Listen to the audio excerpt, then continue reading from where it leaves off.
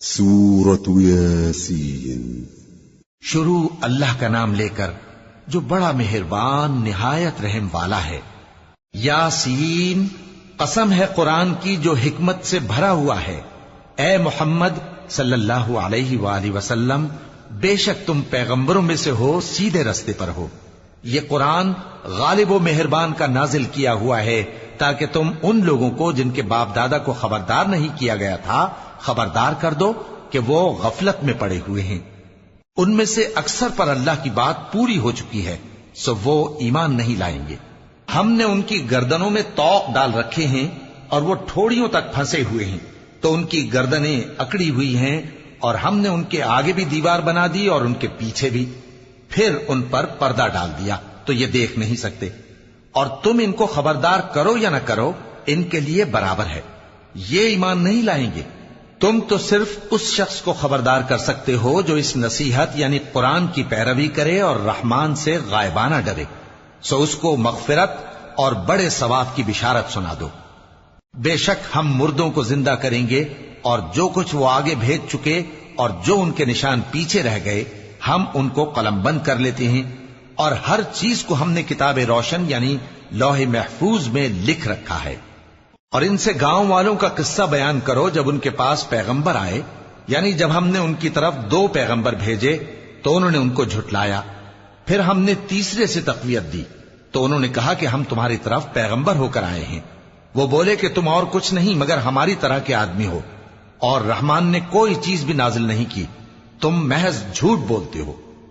انہوں نے کہا کہ ہمارا پروردگار جانتا ہے کہ ہم تمہاری طرف پیغام دے کر بھیجے گئے ہیں، اور ہمارے ذمے تو صاف صاف پیغام پہنچا دینا ہے اور بس۔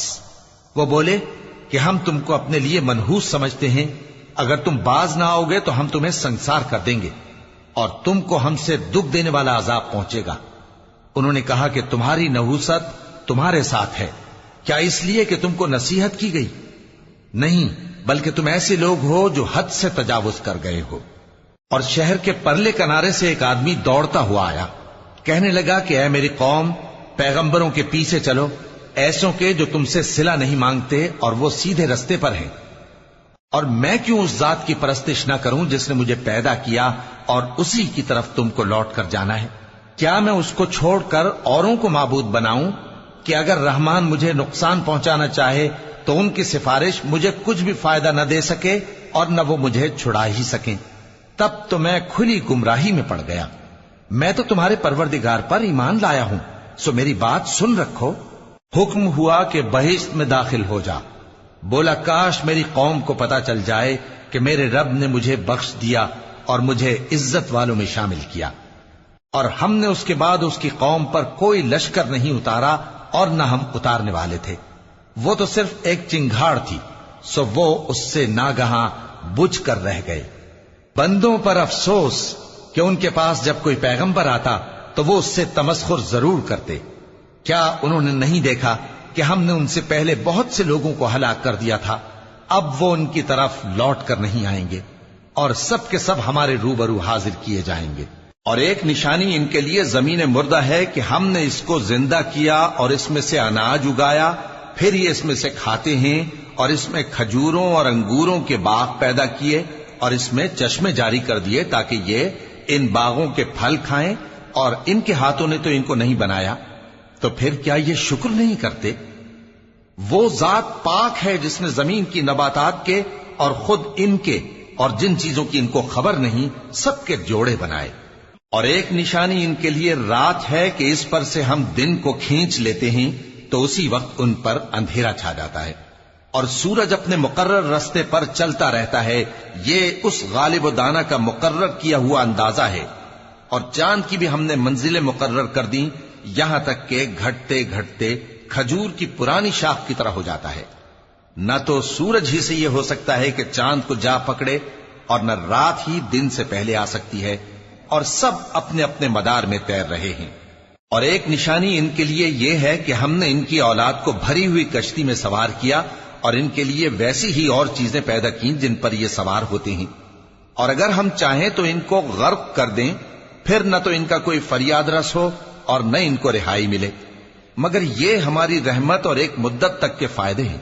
اور جب ان سے کہا جاتا ہے کہ جو تمہارے آگے اور جو تمہارے پیچھے ہے اس سے ڈرو تاکہ تم پر رحم کیا جائے، اور ان کے پاس ان کے پروردگار کی طرف سے کوئی نشانی نہیں آتی مگر اس سے منہ پھیر لیتے ہیں، اور جب ان سے کہا جاتا ہے کہ جو رزق اللہ نے تم کو دیا ہے اس میں سے خرچ کرو، تو کافر مومنوں کے متعلق کہتے ہیں کہ بھلا ہم ان لوگوں کو کھانا کھلائیں جن کو اگر اللہ چاہتا تو خود کھلا دیتا، تم تو کھلی گمراہی میں ہو۔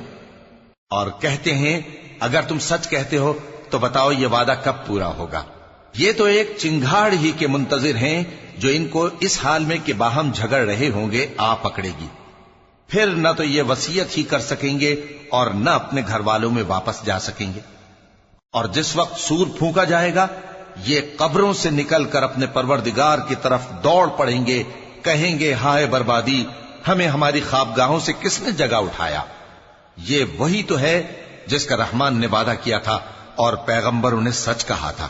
وہ تو صرف ایک زور کی آواز ہوگی کہ سب کے سب ہمارے روبرو آ حاضر ہوں گے، پھر اس روز کسی شخص پر کچھ بھی ظلم نہیں کیا جائے گا اور تم کو بدلہ ویسا ہی ملے گا جیسے تم کام کرتے تھے۔ اہل جنت اس روز عیش و نشاط کے مشغلے میں خوش ہوں گے، وہ بھی اور ان کی بیویاں بھی سایوں میں تختوں پر تکیے لگائے بیٹھے ہوں گے، وہاں ان کے لیے میوے ہوں گے اور جو وہ منگوائیں گے ان کو ملے گا، ان کو پروردگار مہربان کی طرف سے سلام کہا جائے گا، اور وہ فرمائے گا کہ گناہگارو تم آج الگ ہو جاؤ۔ اے آدم کی اولاد، کیا میں نے تم سے کہہ نہیں دیا تھا کہ شیطان کو نہ پوجنا، وہ تمہارا کھلا دشمن ہے، اور یہ کہ میری ہی عبادت کرنا یہی سیدھا رستہ ہے، اور اس نے تم میں سے بہت سی خلقت کو گمراہ کر دیا تھا، تو کیا تم سمجھتے نہیں تھے؟ یہی وہ جہنم ہے جس کے تمہیں دھمکی دی جاتی تھی، جو تم کفر کرتے رہے ہو اس کے بدلے آج اس میں داخل ہو جاؤ۔ آج ہم ان کے منہوں پر مہر لگا دیں گے اور جو کچھ یہ کرتے رہے تھے ان کے ہاتھ ہم سے بیان کر دیں گے اور ان کے پاؤں اس کی گواہی دیں گے، اور اگر ہم چاہیں تو ان کی آنکھوں کو مٹا کر اندھا کر دیں، پھر یہ رستے کو دوڑیں تو کہاں سے دیکھ سکیں گے، اور اگر ہم چاہیں تو ان کی جگہ پر ان کی صورتیں بدل دیں، پھر وہاں سے وہ نہ آگے جا سکیں اور نہ پیچھے لوٹ سکیں۔ اور جس کو ہم بڑی عمر دیتے ہیں تو اسے تخلیق میں اوندھا دیتے ہیں، یعنی اسے بچپن کی کمزوری والی حالت کی طرف لوٹا دیتے ہیں، تو کیا یہ سمجھتے نہیں؟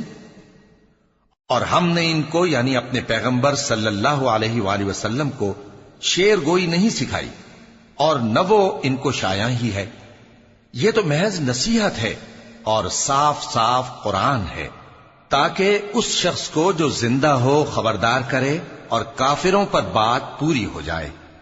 کیا انہوں نے نہیں دیکھا کہ جو چیزیں ہم نے اپنے ہاتھوں سے بنائیں ان میں سے ہم نے ان کے لیے مویشی پیدا کر دیے اور یہ ان کے مالک ہیں، اور ان کو ان کے قابو میں کر دیا تو کوئی تو ان میں سے ان کی سواری ہے اور کسی کو یہ کھاتے ہیں، اور ان میں ان کے لیے اور فائدے اور پینے کی چیزیں ہیں، تو کیا یہ شکر نہیں کرتے؟ اور انہوں نے اللہ کے سوا اور معبود بنا لیے ہیں کہ شاید ان سے ان کو مدد پہنچے، مگر وہ ان کی مدد کی ہرگز طاقت نہیں رکھتے، اور وہ ان کی فوج بنا کر حاضر کیے جائیں گے تو ان کی باتیں تمہیں غمناک نہ کر دیں۔